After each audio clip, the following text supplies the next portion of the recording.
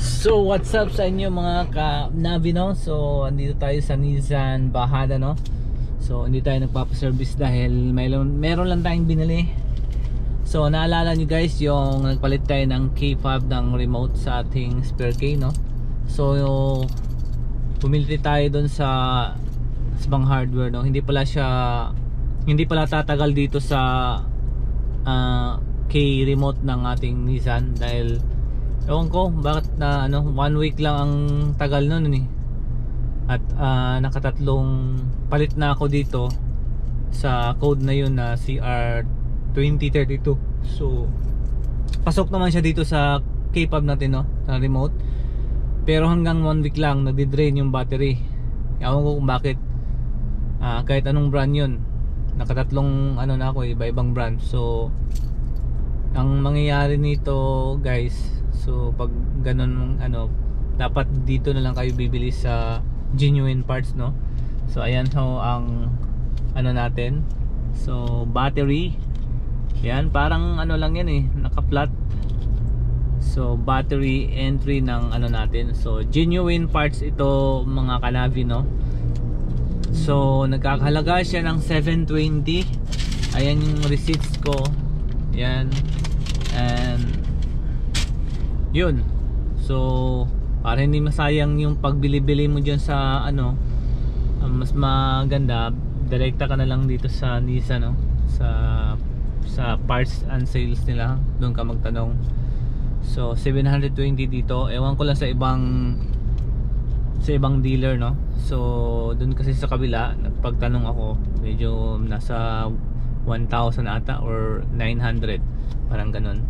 So yeah, ganun din, bibili ka ng bibili, malulobot.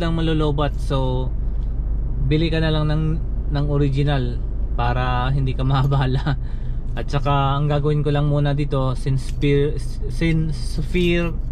spare lang na nakatambay lang, hindi ko muna siya ikakabit rito dahil gumagana pa yung isa.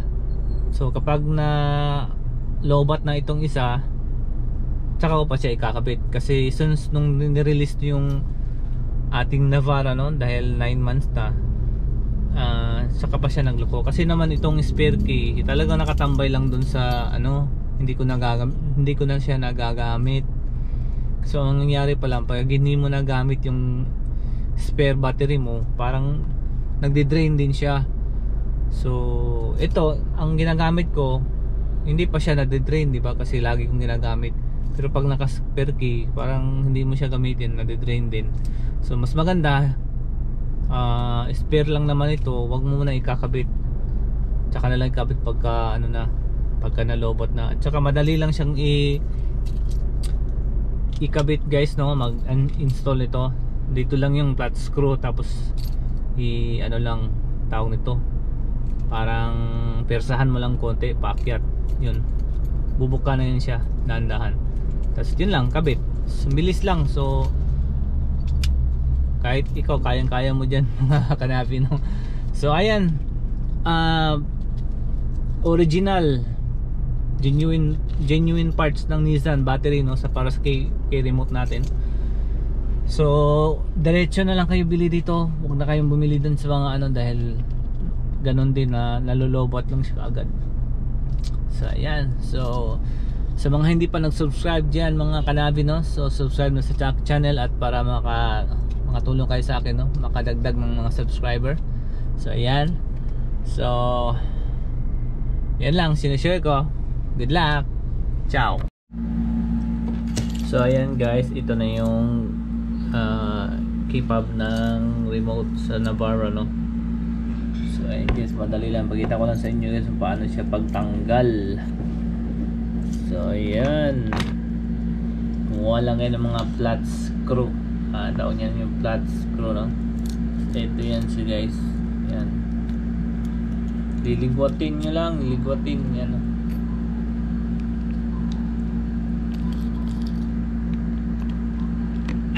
Yan, pag tumunog na yan siya guys, yan na yan, hanggang rito na yan, no? So buksan natin. Ayan. So ayan pala guys, yun ang kinabit ko no, na yung CR2032. So ayan, yung mga nabibili lang sa hardware, no.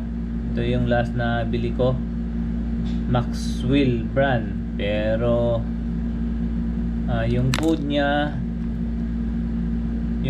guys is CR2032. Yan. Pero yung genuine natin na binili sa Nissan ay ayan, yun, C2032. So magkaiba yung battery ng genuine parts ng Nissan kaysa doon nabibili sa labas. Yan guys. So sa ngayon hindi ko muna ikabit to, manatili siyang spare key. Hintayin ko lang malubat yung ginagamit ko ngayon, no? Dahil pag nalubat na, saka ko pa magkabit. So madali lang man ikabit guys. So yan, pinakita ko sa inyo. So yan ang laman niya. Yan, ito yung chips niya na anti-theft. Yan. Tapos yung battery. So ganun lang, ibalik mo lang siya guys.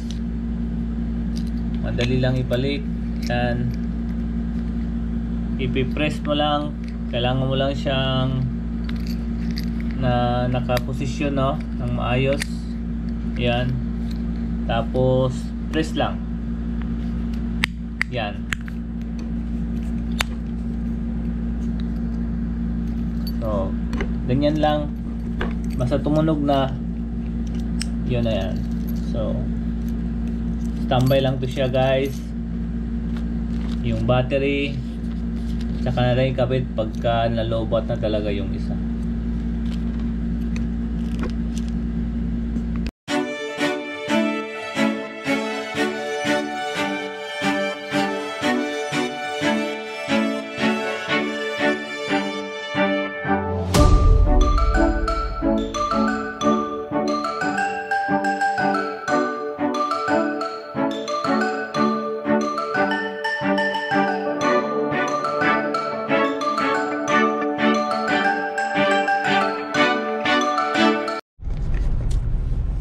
Ayan guys, dito tayo sa may bahada, no. So ayan, punta tayo sa SM. So ayan na guys. So kakatapos lang pala ng Kadayawan dito sa Davao na festival. So yun. So ganyan ka-traffic dito sa Davao.